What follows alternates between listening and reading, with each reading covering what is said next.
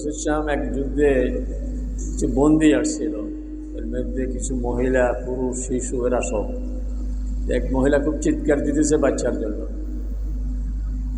বাচ্চা খুঁজে পাচ্ছে না।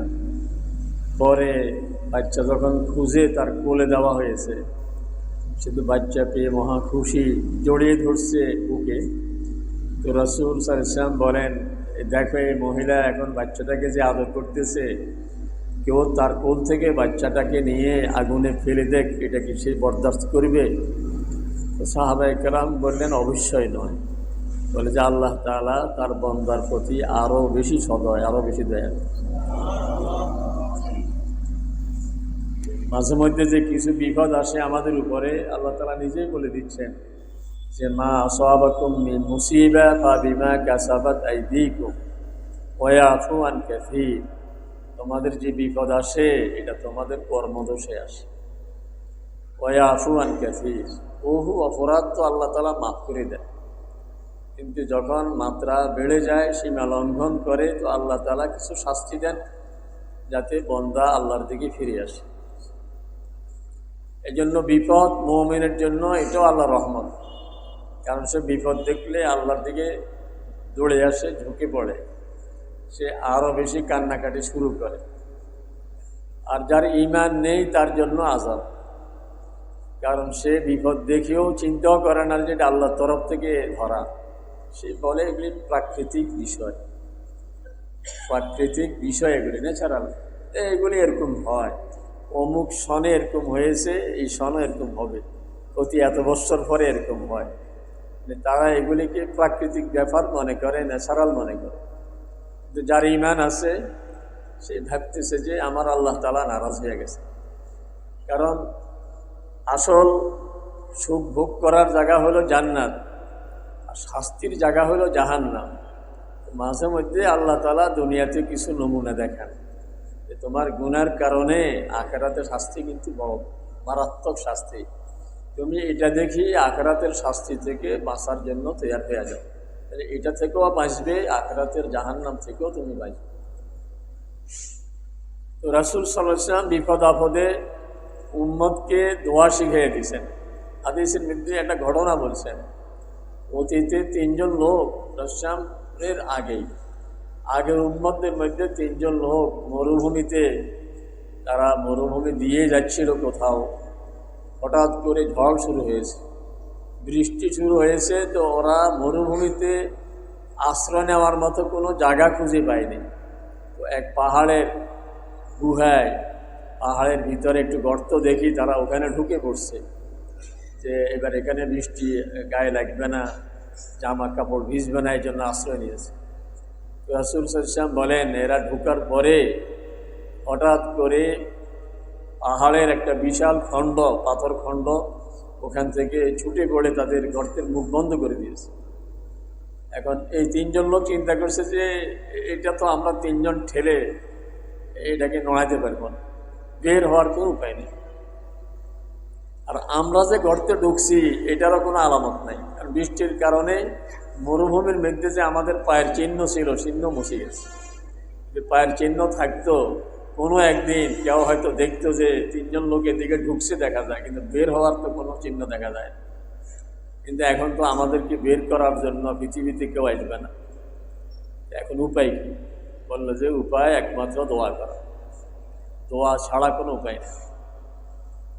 এখন বললো যে দোয়া যে করব, কিছু উসিলা দরকার। কি উসিলা?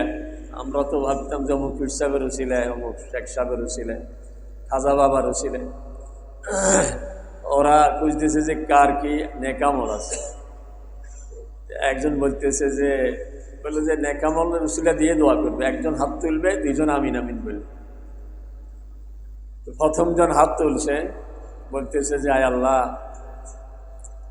আমার এক বৃদ্ধা মা ছিলেন, আমার নিয়ম ছিল আমি প্রতিদিন খাবার জোগাড় করে রাতে বা সন্ধ্যায় যখন ফিরতাম আগে মাকে খাওয়াতাম, এরপরে আমার বাচ্চাদের মুখে খাবার তুলে দিতাম।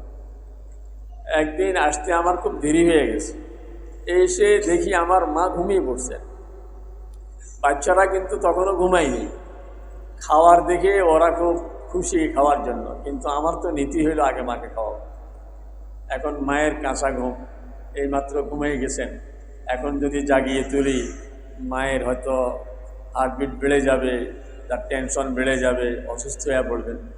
এই জন্য আমি মাকে উঠাই। ওইদিকে বাচ্চারা কান্নাকাটি শুরু করছে খাওয়ার জন্য, আমি তাদের এই কান্নাকাটির দিকেও কোনো ভ্রুক্ষেপ করি না। মা ঘুম থেকে উঠার পরে তারপরে মাকে খাওয়াইয়েছি, এরপরে বাচ্চাদের মুখে খাবার দিয়েছি। আয় আল্লাহ, আমার এই নেকামল যদি আপনি কবুল করে থাকেন, এই রুসিলায় আজকে এই বিপদ থেকে আমাদেরকে উদ্ধার করেন। বলার সঙ্গে সঙ্গে পাথর একটু নড়া দিয়েছে। এবার দ্বিতীয়জন হাত তুলল,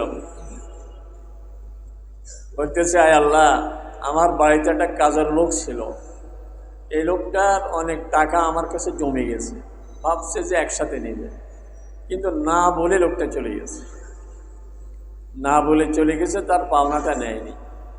তো আমি তো বিপদে পড়ছি তার টাকা নিয়ে, টাকাগুলি কিভাবে পৌঁছাবো? তো আমি তার টাকা দিয়ে এই ছাগল কিনলাম, ছাগল কয়টা হওয়ার পরে বিক্রি করে গরু কিনলাম, এইভাবে তার সম্পদ বাড়াইতে শুরু করলাম।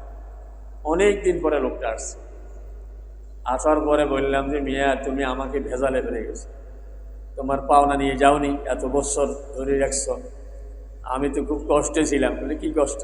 বলে এই সব তোমার, ওই যে ছাগল দেখতেছো বা গরু দেখতেছো এগুলি তোমার। বলে যে আমার টাকা হলে এই পরিমাণ, আপনি এত ছাগল এত গরু দেখেন কেন? বলে না, তোমার টাকা সেই 20 বছর আগের পাওনা টাকা। আপনি একজনের কাছে পাওনা ছিলেন 20,000 টাকা সেই 1999 সালে, এখন থেকে 25 বছর আগে।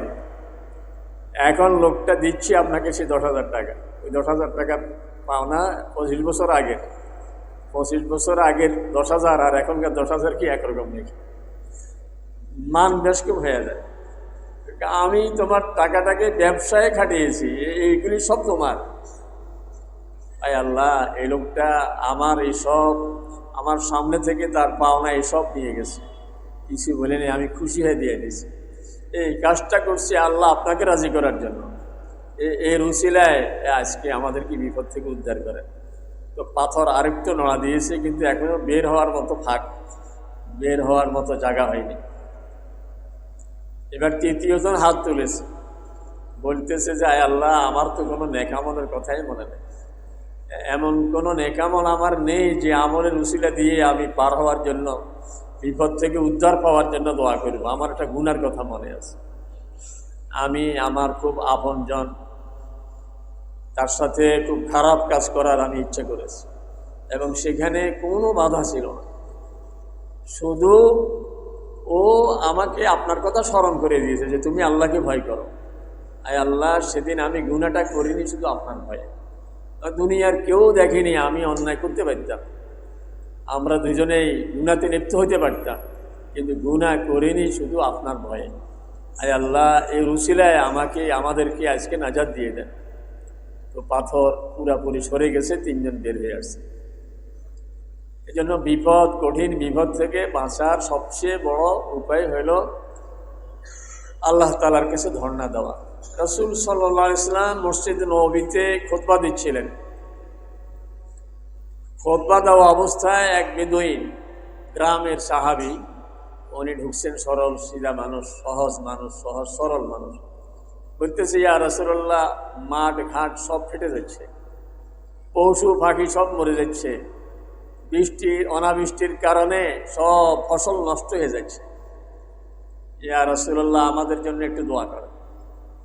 রাসূল সাহেব ওই মিম্বারেই খুতবার অবস্থায় দোয়া করলেন, আল্লাহুম্মা আনজিল আলাইনা রাহমাতাক ওয়াসকি বাহাইমাক ওয়া আহি বালাদাকাল মাইয়িত। আয় আল্লাহ, আমাদের উপরে রহমতের বৃষ্টি নাজিল করেন। আয় আল্লাহ, পশু পাখি এগুলির পানির ব্যবস্থা করে দেন। আয় আল্লাহ, আমাদের মৃত শহরকে, শুকিয়ে যাওয়া শহরকে, চৌচির এই মাঠ ঘাটকে আয় আল্লাহ আপনি সিক্ত করে দেন, ভিজিয়ে দেন বৃষ্টির পানি দ্বারা। তো সাহাবায়ে কেরাম বলতেছেন, রাসূল সাল্লাল্লাহু আলাইহি ওয়াসাল্লাম তো দোয়া করতেছেন, আমরা আকাশের দিকে তাকাইলাম যে কোনো মেঘ নেই, পুরো আকাশ একেবারে পরিষ্কার। তো মদিনা শরীফে একটা পাহাড় আছে, সেলা পাহাড়। আপনারা হজে যারা গেছেন, এই যে সাবা মাসা, যে 7 মসজিদ বলে, খন্দকের যুদ্ধের সময় যে জায়গায় রাসূল সাল্লাল্লাহু আলাইহি ওয়াসাল্লাম অবস্থান নিয়েছেন এবং যেখান থেকে খন্দক উহুদ পাহাড় পর্যন্ত 3 মাইল ব্যাপী যে গড়টা করা হয়েছে, খন্দক করা হয়েছে, খন্দক যেখান থেকে শুরু, এটার নাম সিলা পাহাড়। সিন লাম আইন, আরবিতে সিন লাম আইন, সিলা, এই পাহাড়। সাহাবী বলেন যে সিলা পাহাড়ের দিকে আমি তাকাইলাম, ওই পাহাড়ের নিচ থেকে হঠাৎ করেই একটা মেঘের খণ্ড, এটা কবুতরের একটা পলক, এই কবুতরের পলকের মতো, পরের মতো একটা মেঘ সামান্য বের হয়েছে। মুহূর্তের মধ্যে এইটা হঠাৎ করে সারা আসমান ছড়িয়ে গেছে। রাসূল সাল্লাল্লাহু আলাইহি ওয়াসাল্লাম খুতবা দিচ্ছেন, এর মধ্যে বৃষ্টি শুরু হয়ে গেছে এবং মসজিদে নববীর ছাদ তখন খেজুরের ডগার ছিল। বৃষ্টিতে রাসূল সাল্লাল্লাহু আলাইহি ওয়াসাল্লামের দাড়ি মোবারক গড়িয়ে বৃষ্টি পড়তেছিল, সাথে সাথে বৃষ্টি শুরু হয়ে গেছে। ওই যে 1 সপ্তাহ পর্যন্ত বৃষ্টিতে আমাদের সকল গড় খন্দক যা আছে এই সব ভরে গেছে। 1 মাস পর্যন্ত অবস্থা হয়েছে এরকম। আসলেই একজনের সঙ্গে একজনের দেখা হইলে বৃষ্টির কথা জিজ্ঞেস করতো যে কী অবস্থা, পানি কমছে নি, গড় খন্দকের পানি কমছে নি, হাঁটা চলার ব্যবস্থা হয়েছে নি, শুধু এই খবর ছিল। 1 সপ্তাহ পর্যন্ত একাধারে বৃষ্টি হচ্ছে। পরের সপ্তাহে রাসূল সাল্লাল্লাহু আলাইহি ওয়াসাল্লাম খুতবা দিচ্ছিলেন। বর্ণনাকারী রাবী যিনি, উনি বলেন যে হয়তো ওই সাহাবী নিজে অথবা আরেকজন দাঁড়িয়ে বললেন যে ইয়া রাসূলুল্লাহ, রাস্তাঘাট সব ডুবে যাচ্ছে।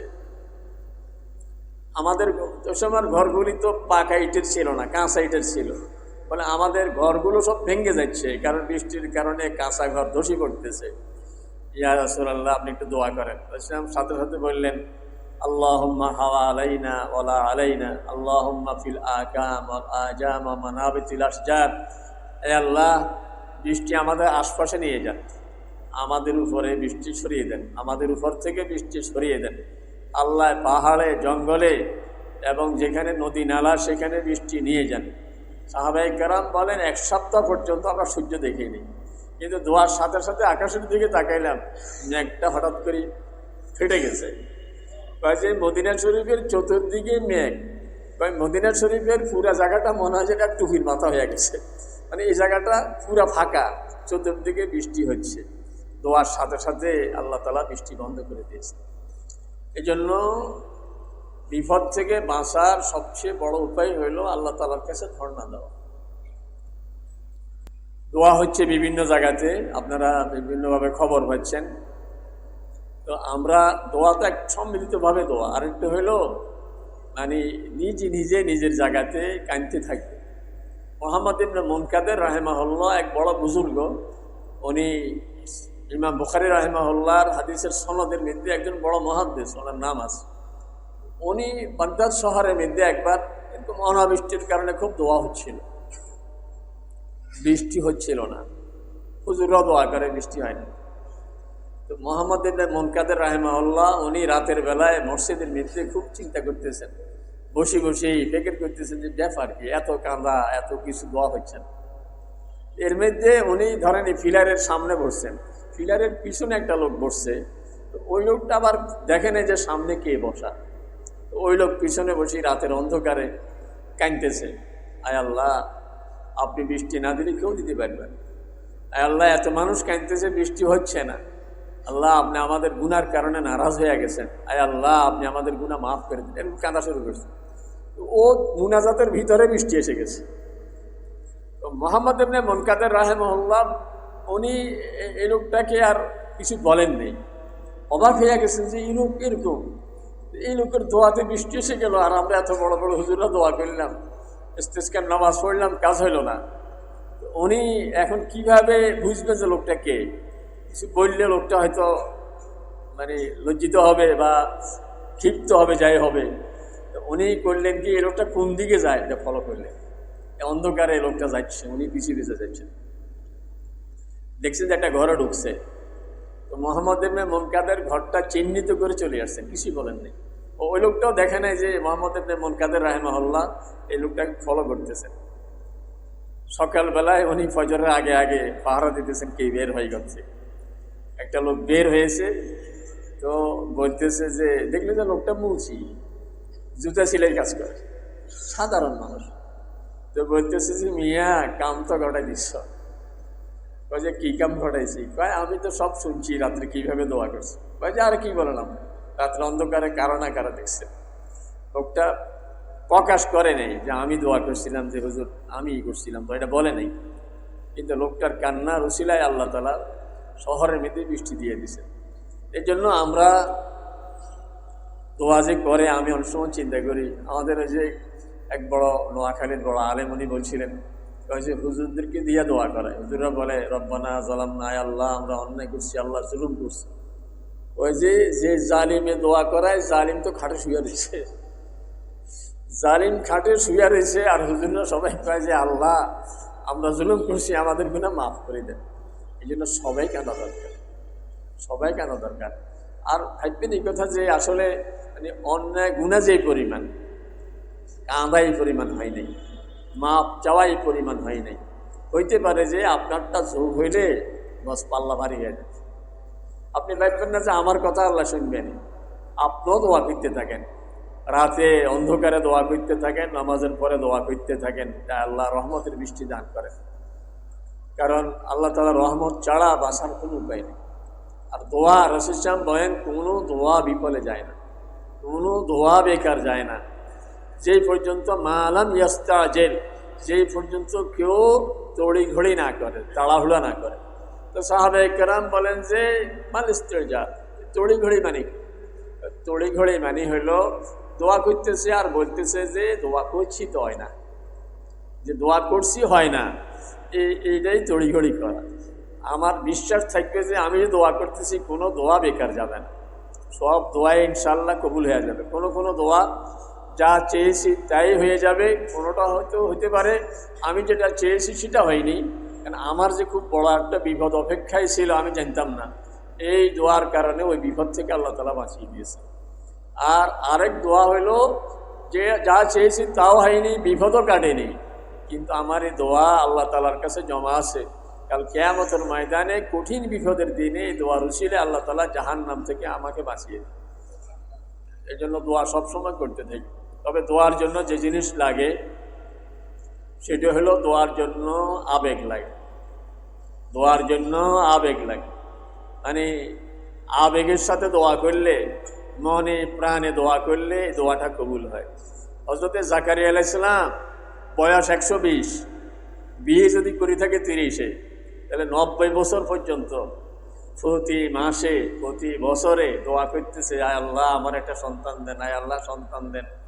তাহলে ওনার বয়স 120, বিবির বয়সও 100, সন্তান নাই।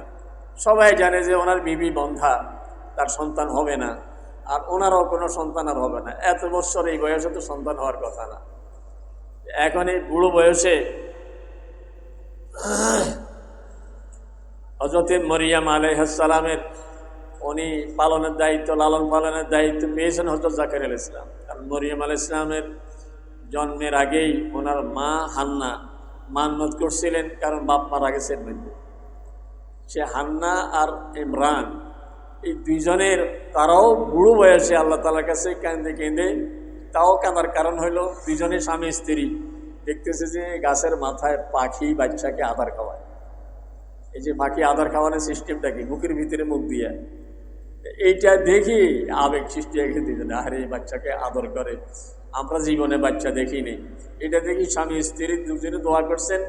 তো ওই হান্না সন্তান সম্ভবা, এর মধ্যে ইমরান মারা গেছেন, স্বামী মারা গেছেন। এখন বিবি বুড়া বয়সে সন্তান হবে, বাপ নাই। তো এখন সন্তানটা কি মেয়ে হয় না ছেলে হয়? এখন যদি ছেলে হয় ভালো কথা, কিন্তু মেয়ে হইলে এই মেয়ের নিয়ে তো আরেক ঝামেলা। তো এখন আল্লাহ তাআলার কাছে এই কথা কি করি বলবেন যে আল্লাহ আমার ছেলে দিয়ে, কারণ এই বয়সে যে সন্তান হচ্ছে এটাই তো বড়। এখন আবার এই কথা বলা যে আল্লাহ আমার সন্তানটা যেন ছেলে হয়, এটা বলতে খুব লজ্জা লাগতেছে। এই জন্য নিজে বুদ্ধি করছি, আল্লাহর একটা ফেঁসে ফেলাবো, ফেঁসে ফেলাই আল্লাহর থেকে ছেলে উসুল করবো। কি ফেঁস দিব? বলে ফেলছে যে রব্বি ইন্নী নাযারতু লাকা মা ফি বাতনি মুহাররারা, আয় আল্লাহ আমি একটা মান্নত করতেছি, আমার পেটে যে বাচ্চাটা আপনি দিয়েছেন, আমি বাচ্চা হওয়ার পরে বাইতুল মুকাদ্দাসের মসজিদে বাচ্চাটারে দিয়ে আসবো। তো মসজিদে খেদমত কি মেয়ে করে না ছেলে করে? এই ফ্যাঁসে পড়ি আল্লাহ এবার ছেলে দিতে বাধ্য হবে। এখন খুব মনে মনে বড় আশা নিয়ে আছে যে এই ফ্যাঁসে আল্লাহ এবার ছেলে দিবে। কিন্তু ফালাম্মা অদা থা, যখন সন্তান হয়ে গেল, পালাত, এখন বলতে শুরু করলো রব্বি ইন্নী ওয়াদাতুহা উনসা, আল্লাহ মেয়ে না হয়েছে। দোয়া করলাম, ভাবছিলাম ছেলে হবে, এখন তো মেয়ে না হয়ে গেছে। আল্লাহ তাআলার পক্ষ থেকে বলা হইলো ওলাইসা যাকারু কাল উনসা, তুমি মনে মনে যে ছেলের আশা করছো, ছেলে এই মেয়ের মতো হবে না। এই মেয়ে একটা বিশেষ গুণের অধিকারী নিবে, দেখবে মেয়ে থেকে কি হয়। মান্যত করছেন, তো বাইতুল মুকাদ্দাসে নিয়ে গেছেন, নিয়ে বললেন যে আমার এই মেয়ে বাইতুল মুকাদ্দাসের জন্য আমার মান্যত করা, আমি দিয়ে গেলাম। এখন বড় হুজুরের মেয়ে, ইমরান ওই যুগের বড় হুজুর, সবাই মেয়েটাকে পালার জন্য, লালন পালনের দায়িত্ব নিতে সবাই আগ্রহী। এই আগ্রহ বেড়ে যাওয়ার কারণে সিদ্ধান্ত হলো লটারি। লটারিতে যার নাম আসে। লটারি কিরকম, যে একটা বাচ্চায় কাগজ টান দিবে, এটা না। যারা আগ্রহী এরা সব বড় বড় আলেম, এরা সব তাওরাত কিতাবের বড় আলেম। এরা যে কিতাব লিখতেন, কারণ তখন তো আর press, computer, laptop, type machine এগুলি কোনোটাই ছিল না, হাতে লিখতে হইত। সিদ্ধান্ত হইল তাওরাত লেখেন যে কলম দিয়া, কলম সবাই নদীতে ফেলবে। যার কলম স্রোতের সঙ্গে ভেসে যায় পাবেন না, আর যার কলম উল্টা দিকে জোয়ার ঠেলে উল্টা দিকে চলে সে পাবে। কঠিন লটারি। আল্লাহ তাআলা বলেন ওমা কুনতা লাদাইহিম, আমার রাসূল আলাইহিসসালামকে বলতেছে, ওগো আমার রাসূল, ওই সময় আপনি উপস্থিত ছিলেন না, দৃশ্যটা কেমন ছিল। ইজ ইউলকুনা আকলামাহুম, যখন তারা কলম ফেলছে নদীতে, আইয়ুহুম ইয়াকফুলু মারিয়াম, এই ভাগ্য নির্ধারণের জন্য যে মরিয়ামের লালন পালনের দায়িত্ব কে পাবে। তখন দৃশ্যটা কেমন দেখা গেছে, যে জোয়ার ঠেলে কলম উল্টা দিকে চলে, জাকারিয়া আলাইহিস সালামের কলমে উল্টা দিকে চলছিল। তুমি দায়িত্ব পেয়েছেন, দায়িত্ব পেয়ে মসজিদের ভিতরে রুম করে দিয়েছেন, রুমে খোঁজখবর নেন। একদিনে মনে হয় যে এক সপ্তাহের মতো বড় হয়ে যায়, এক সপ্তাহে মনে হয় যেন এক মাসের বড় হয়ে যায়, এক মাস না যেতে মনে হয় এক বছরের সমান। দ্রুত ওনার গ্রোথ হচ্ছে, খুব বড় হয়ে যাচ্ছে। গিয়ে দেখে যে হঠাৎ করি, কিরে এখন তো ফজলিয়াম বাজারে নেই, উনি বসে বসে ফজলিয়াম খায়। মানে যেই ফল মৌসুমে নাই, এরকম মৌসুম ছাড়া ফল খাচ্ছেন। কুল্লামা দাখালা আলাইহা জাকারিয়াল মেহরাব ওয়াজাদা ইনদাহা রিজকা, জাকারিয়া আলাইহিস সালাম মেহরাব মানে ওই ইবাদত খানার ভিতরে ঢুকে দেখলেন যে রিজিক খাচ্ছে। বললেন আন্না লাকি হাদা, মরিয়ম ওই থেকে পেয়েছো, কে দিয়ে গেছে তোমাকে? মরিয়ম বলতেছে আযা মিন ইনদিল্লাহ, এটা আল্লাহর পক্ষ থেকে আসছে। আর ইন্নাল্লাহ ইয়ারযুকু মান ইয়াশা বিগাইরি হিসাব, আর আল্লাহ দিতে মৌসুম লাগে না। এইটা বলার সঙ্গে সঙ্গে জাকারিয়া আলাইহিস সালামের একটা আবেগ সৃষ্টি হয়ে গেছে। এরে আল্লাহ দিতে মৌসুম লাগে না, আমি ভাবছি যে আমার মৌসুম শেষ, 120 বছর বয়স, বিবির 100 বছর বয়স, আমাদের এখন আর মৌসুম নাই বাচ্চা হওয়ার। আল্লাহ তো দেখা যায় মৌসুম ছাড়াও দিতে পারে। আল্লাহ তাআলা বলে হুনালিকা, তৎক্ষণাৎ, একেবারে ওই জায়গায় দাঁড়া জাকারিয়া রব্বা, ওখানে দাঁড়িয়েই সাথে সাথে হাত তুললেন, আয় আল্লাহ আপনি দিতে মৌসুম লাগে না, আমার তো কোনো সন্তান নেই, আপনি আমাকে তাহলে সন্তান দেন।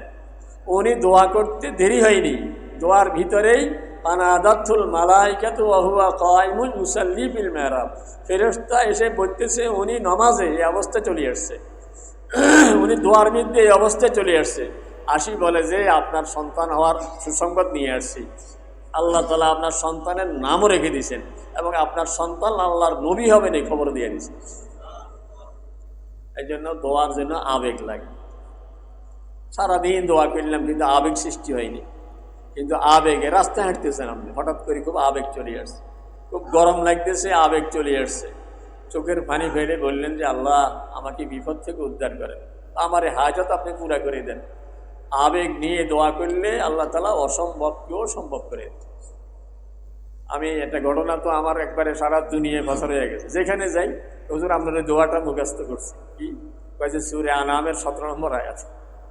এটা সারা দুনিয়ায় কেমন যেন মানে এটাই বেশি প্রচার হয়ে গেছে।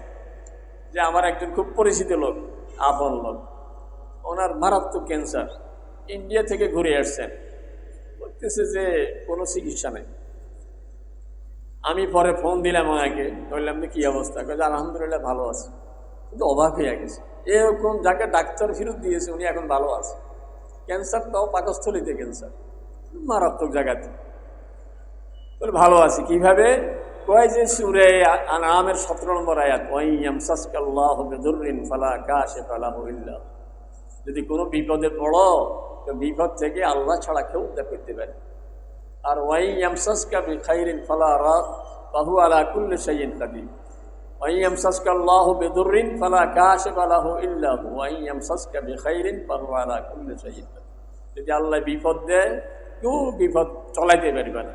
আর আল্লাহ যদি কাউকে সুখে রাখতে চায় তো আল্লাহ তাআলা কুদরতের মোকাবেলায় কেউ কিছু করতে পারে না। কয় যে আমি প্রত্যেক নামাজের পরে তিনবার করে এটা পড়া শুরু করছি, আল্লাহ তাআলা সম্পূর্ণ সুস্থ করে দিচ্ছে। এই জন্য এই যে খরা, অনাবৃষ্টি, সারা দেশে দোয়া হচ্ছে, আমরাও দোয়া করা দরকার আল্লাহ তাআলার কাছে। আমি তো নামাজের পরে মুনাজাত আপাতত বন্ধ করছি না। কি জন্য? দেখতেছি যে আপনারা হাঁটা শিখছেন না, এখনো কোলে কোলে থাকার অভ্যাস। বুঝেন না কথা? যে আমরা এই যে আমি অনেক সময় আশ্চর্য হয়ে যাই যে একজন হুজুর, উনি এই কথাটা না বললে কেউ নড়ে না, উনি শুধু দূরে বলে আল্লাহুম্মা আনতাস সালাম ওয়া মিনকাস সালাম তাবারাকতা ইয়া যাল জালালি ওয়াল ইকরাম বিরহমাতিকা। এটা তো সবাই পারে, কিন্তু হুজুরে বললে সবাই বলছে যে 60 মুনাজাত, কিন্তু দোয়া কালামগুলি আমরা পড়ি না। এই জন্য আমি কয়েকদিন থেকে বা কয়েক মাসে হয়ে গেছে মনে হয় চাইতেছি যে আপনারা প্রত্যেকেই দোয়াগুলি করেন। এই জন্য আজকেও নামাজের পরে দোয়া করবো না, এখনই মুনাজাত দিই। বুঝে আসছে কথা? কারণ বৃষ্টির জন্য একটা আল্লাহর কাছে হাত তোলা দরকার। আল্লাহ তাআলা ছাড়া আমাদেরকে রহমতের বৃষ্টি কেউ দিতে পারবে না। যেভাবে আরো মানুষ ভয় লাগাচ্ছে যে আরো বাড়বে, মাত্রা আরো বাড়বে, আমি চিন্তা করি সূর্য কত দূরে আমাদের থেকে, কত দূরে? 9,30,00,000 মাইল দূরে। 9,30,00,000 মাইল দূরে। কি অবস্থা হবে হাসরের ময়দানে, যে সময় 1 মাইল, হাদিস আসছে মিল, মিল শব্দের এক অর্থ হইল মাইল, আপনি বাংলায় মাইল যেটাকে বলি। আরেক শব্দ হলো মিলের অর্থ হইল সুরমা দানির যে শলা একটা আছে যেটাকে ঢুকাইয়া চোখে সুরমা লাগে, সূর্য এত কাছে। আচ্ছা এটা বাদ দেন, আপনি 1 মাইলে ধরেন, এখানে 9,30,00,000 মাইলের এই অবস্থা, সেখানে কিয়ামতের ময়দানে অবস্থা কি হবে? এই জন্য আল্লাহ তাআলা যেন আমাদেরকে খরা থেকেও বাঁচায়, হাসরের ময়দানে পেরেশানি থেকেও যেন আল্লাহ তাআলা বাঁচায়।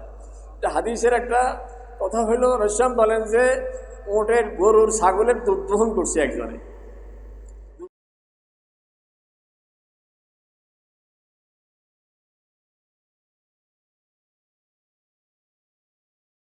পারবে না দহন করা দুধ স্তনে ফিরত দিতে, কেউ পারবে না। রাসূল বলেন দহন করা দুধ স্তনে ফিরত দেওয়া যেরকম অসম্ভব, যে চোখ আল্লাহর ভয়ে কাঁদে ওই চোখ জাহান্নামে যাওয়া এত অসম্ভব।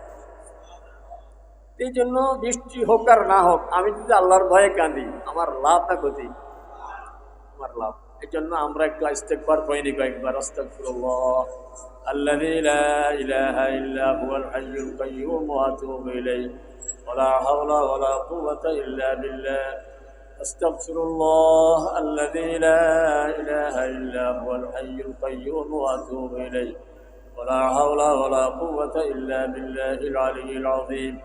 أستغفر الله الذي لا إله إلا هو الحي القيوم وأتوب إليه ولا حول ولا قوة إلا بالله العلي العظيم. اللهم آمين. اللهم لك الحمد والثناء لا أحصي ثناء عليك أنت كما أثنيت على نفسك. يا رب لك الحمد كما ينبغي لجلال وجهك وعظيم سلطانك.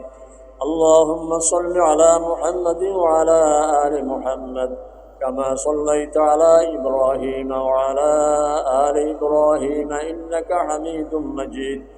اللهم بارك على محمد وعلى آل محمد كما باركت على إبراهيم وعلى آل إبراهيم إنك حميد مجيد. ربنا ظلمنا أنفسنا وإن لم تغفر لنا وترحمنا لنكونن من الخاسرين.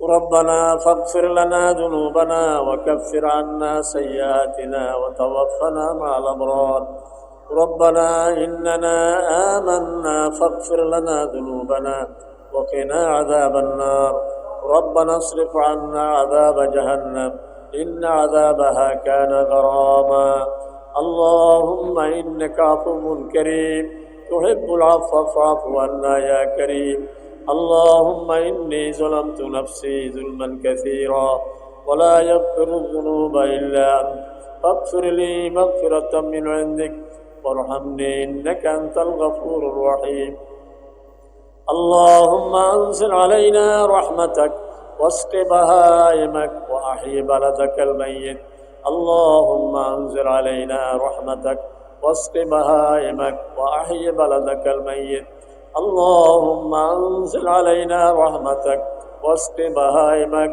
وأحيي بلدك الميت মাওলা মেহেরবানি করে আমাদের দোয়া কবুল করেন মাওলা আমাদের গুনাহগুলো মাফ করে দেন মাওলা আপনার রহমতের দয়ার সাথে কারণ রহমতের তুলনা চলে না আপনি বান্দাদেরকে কখনো শাস্তি দিতে চান না মাওলা যে বিপদ আমাদের উপরে আসছে আমাদের গুনার কারণে আসছে মাওলা আমরা বুঝতে পারছি আপনি আল্লাহ ছাড়া আমাদের গুনাহ কেউ মাফ করতে পারবে না মাওলা আপনার ঘরে বসেই আপনার কাছে হাত তুলেছি মাওলা আপনার কাছে আমরা ধর্ণা দিয়েছি মাওলা আমাদের গুনাহগুলো মেহেরবানি করে মাফ করে দেন মাওলা সারা দুনিয়ার আজকে বিপদ চলছে আমাদের উপরে মাওলা এক এক দেশে এক এক সুরতে বিপদ আসতেছে আমাদের উপরে মাওলা আমাদের হাল বড় খারাপ একটাই ভরসা আমরা আপনারই বান্দা আপনি ছাড়া আমরা কারোর কোনোদিন সেজদা করিনি কারোর কাছে কোনোদিন হাত তুলিনি মাওলা আপনাকে মাবুদ হিসেবে আমরা স্বীকার করি মাওলা আমাদের ইবাদতের ত্রুটি হয়ে গেছে আমাদের গুনাহ হয়ে গেছে আমরা বুঝতে পারছি আমাদের গুনার কারণে আপনি নারাজ হয়ে গেছেন তাহলে আমাদের গুনাহগুলি মাফ করে দেন মাওলা আপনার হাবিব বলেছেন বান্দা যখন এই কথা বলে আল্লাহ আপনি ছাড়া আমাদের গুনাহ কেউ মাফ করতে পারবে না তখন আপনি ফেরেশতাদেরকে বলেন ও ফেরেশতারা আমার বান্দাকে আমি কিভাবে ফেরত দিব কারণ বান্দা তো বুঝতে পারছে যে আমি একমাত্র মাফ করনেওয়ালা আয় আল্লাহ আমরাও স্বীকার করি ওয়ালা ইয়াগফিরুয যুনুবা ইল্লা আনতা আয় আল্লাহ আমাদের গুনাহগুলো মাফ করে দেন মাওলা দুনিয়ার শাস্তি তো সাধারণ শাস্তি কাল কিয়ামতের ময়দানে জাহান্নামের আযাব আমাদের কি উপায় হবে যদি আপনি আমাদের উপরে নারাজ থাকেন আয় আল্লাহ আমাদের গুনাহগুলো মাফ করে দেন আমাদেরকে জাহান্নাম থেকে বাঁচিয়ে দেন হাসরের ময়দানের পেরেশানি থেকে বাঁচিয়ে দেন কবরের পেরেশানি থেকে বাঁচিয়ে দেন মাওলা আমাদের দেশের উপরে রহমতের বৃষ্টি নাযিল করেন মাওলা আপনার বান্দাদের কষ্ট হচ্ছে ছোট ছোট শিশুদের নাবালিগ বাচ্চাদের কষ্ট হচ্ছে মাওলা বুড়ো মা বাবাদের কষ্ট হচ্ছে মাওলা খেটে খাওয়া মানুষগুলোর কষ্ট হচ্ছে মাওলা এই দুপুরের মধ্যে সবাই বহুত কষ্ট করতেছে মাওলা আপনি আমাদের গুনাহগুলো মাফ করে দেন মাওলা আমাদের গুনার কারণে আপনি নারাজ হয়ে গেছেন বুঝতে পারছি না হয় আপনি আল্লাহর মতো আরহামুর রাহিমিন আর কেউ নাই মাওলা আপনি আমাদের গুনাহগুলো মাফ করে দেন আমাদের দেশের উপরে রহমতের বৃষ্টি নাযিল করেন আযাব গজব থেকে আমাদেরকে হেফাজত করেন মাওলা আমাদের মধ্যে যার যে সমস্যা আছে সকল সমস্যার সমাধান করে দেন মাওলা আমাদের অনেকেই ভিতরে অসুস্থ আছেন আমাদের ছেলে মেয়ে অসুস্থ আছে মাওলা সকল অসুস্থদেরকে সুস্থতা দান করেন সকল পেরেশানিওয়ালার পেরেশানি দূর করেন যার যত কঠিন রোগ আছে আপনি ভালো করে দেন মাওলা রহমতের বৃষ্টি আমাদেরকে দান করেন আমাদের উপরে খাস রহমত নাযিল করেন